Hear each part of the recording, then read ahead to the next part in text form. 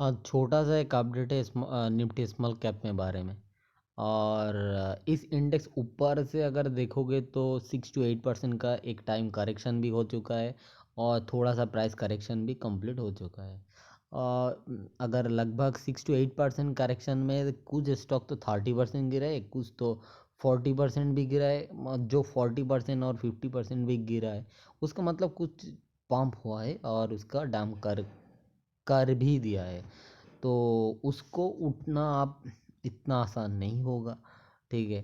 अगर तुम्हारा पोर्टफोलियो में है तो तुमको देखना होगा कैसे तुम, क्योंकि उस टाइम में तुम लॉस नहीं बुक का, तुम्हारा कोई एसेल नहीं था, लॉन्ग टर्म था। तो आप लॉन्ग टर्म करके बैठे रहो। अगर उठेगा तो अच्छी है, नहीं तो अब अब लॉन्ग टर्म ही बन जाओ। फंडामेंटल देखते रहो और प्राइस जितने जब उठेगा तब देख लेना। क्योंकि स्मॉल कैप के ऐसे ही चलता है। अगर आपको पास एक्सपीरियंस नहीं है और पहले ये बुल मार्केट देख कर आए हो, किसी को बात सुन कर ले हो, तो गलत के हो और कुछ नहीं, अब पैसा गवाओगे, क्योंकि इधर एक्सपीरियंस छोड़कर कुछ नहीं होता है। आपको कुछ साल ये समझने में बहुत टाइम लग जाएगा। उसके बाद अर्निंग इतना इतना अच्छा भी नहीं होता है। ठीक है। तो कुछ कोशिश करो, रेट करने को, डेटा को रेट करने की कोशिश करो। तो अब एक चीज़ देखो ऊपर से, अगर देखोगे तो इस पॉइंट से 24 फरवरी 8 फरवरी को एक टॉप लगा था। कोई कोई टॉप और बटम नहीं बता सकता, ये पहले बता दो। और एक छोटा सा ये होता है 13 फरवरी, एक बटम, छोटा सा मिनी बटम और मिनी टॉप। उसके बाद प्राइस 20 को ब्रेक करके 20 को ब्रेक किया। उसके बाद एक रिकवरी भी आया। उसके बाद इस पॉइंट में बहुत दिन बिताया। तो इसको ऊपर जाना था, अगर ये पूरा रैली को फिर से वापस करना था, बट क्या करे, तो नहीं कर पाया, फिर से नीचे आ गया। तो तो सेलिंग तो अभी भी दिखाई रहे। तो दो चार सपोर्ट सपोर्ट जोन है। एक है 15,200, देखना होगा इस पॉइंट में सपोर्ट लेगा कि नहीं।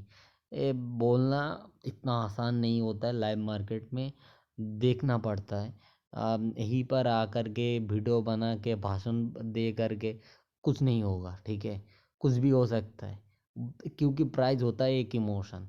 अगर इमोशन हर टाइम में चेंज होता है, अगर किसी ने तुमको बोलेगा तो इस पॉइंट में सपोर्ट लेगा, तो ये उसको ज्योतिष बनना ही अच्छा होगा।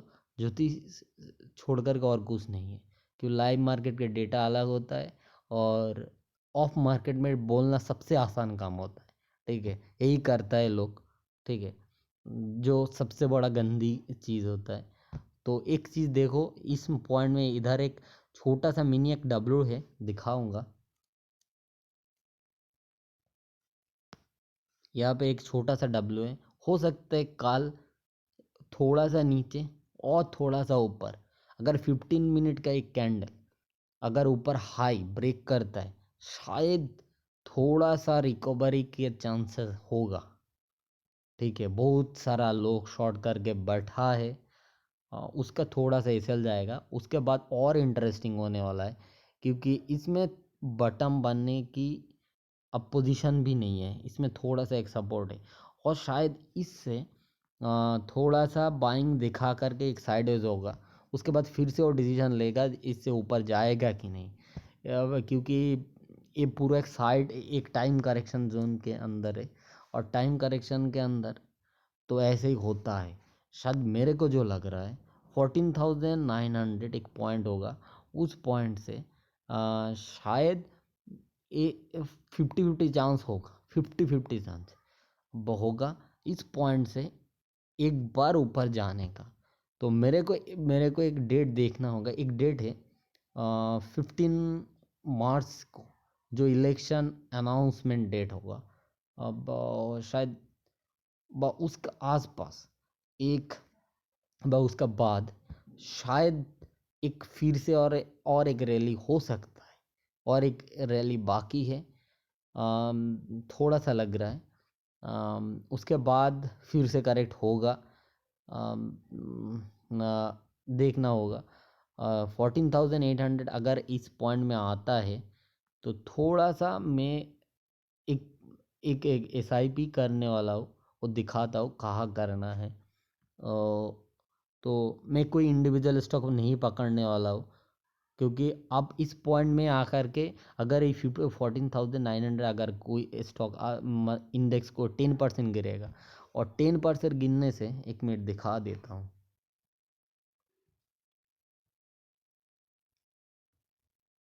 लगभग 11% का एक करेक्शन होगा। और 11% करेक्शन के तो अब मान लो 3x to 4x गिरेगा कोई इंडिविजुअल स्टॉक होगा, तो जितना भी फंडामेंटल अच्छा होना था, अगर जो अभी तक कोई बहुत सारे स्टॉक है टाइम करेक्शन के पड़ा हुआ है, तो प्राइस करेक्शन नहीं हो रहा है, तो अच्छी है।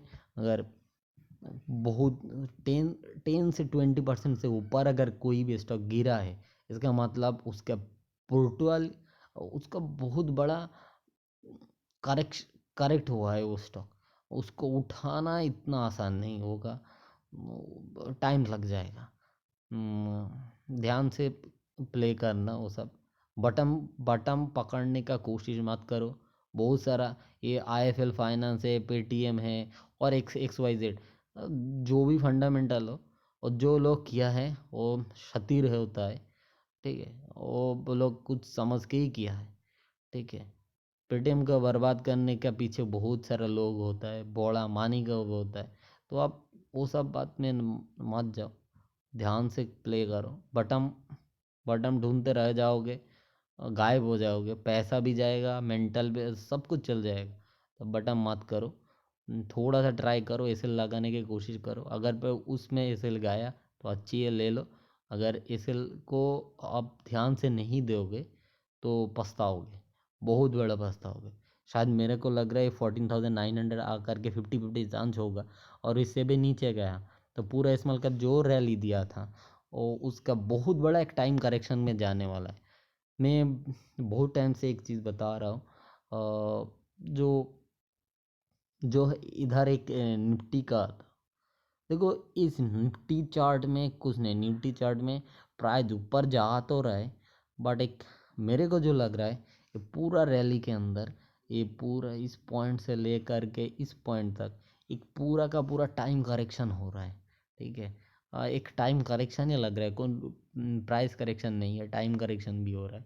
तो इसके पीछे बहुत सारा रीज़न है। देखो, एक रिलायंस है, क्यों उठाया, क्यों ऊपर 3,000 के ऊपर है, क्यों HDFC बैंक का 14,000 के पास है, 14,000, 14,1400 के पास है, से अलग ही है। मेरे को निफ्टी का वैल्यूएशन इतना अच्छा सस्ता नहीं लग रहा है, थोड़ा सा इसे देखना होगा इसमें क्या होता है। निफ्टी लेकर के मैं बुलिश नहीं हूँ, और थोड़ा सा थोड़ा सा बैंकिंग में थोड़ा सा बाकी है, बट शायद नहीं लगेगा मेरे को। नहीं, 15,000 का एक टारगेट है, चांसेस है, अगर कॉल अगर सपोर्ट लेगा तो अच्छा है, उठ सकता है वो। 15,000 का मेरा ये ईयर का पूरा का टारगेट होगा, उसके ऊपर जाएगा, जाना नहीं चाहिए, क्योंकि जो फंडामेंटल रिजल्ट बेसिस में होता है वो इसमें कुछ नहीं है, तो जाने का चांस नहीं। क्योंकि नहीं है, क्योंकि SBI में एक स्कैम एक न्यूज़ चल रहा है सुप्रीम कोर्ट से लेकर के, वो एक स्कैम के बारे में, वो आपको सबको पता है।